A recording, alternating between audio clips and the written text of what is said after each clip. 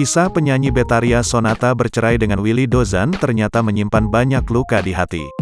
Sambil menahan isak tangisnya, Betharia Sonata mengaku mendapat hidayah dari Sang Pencipta untuk membuka hati.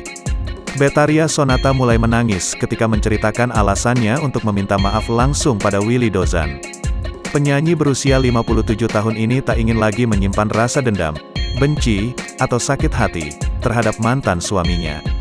Diketahui setelah perceraian pahit tersebut, dirinya selama 14 tahun tak ingin bertemu sama sekali dengan mantan suami.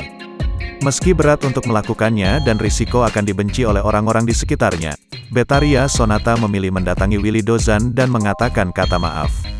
Tak hanya itu, Betharia Sonata menjelaskan jika dirinya sampai berlutut dan menangis.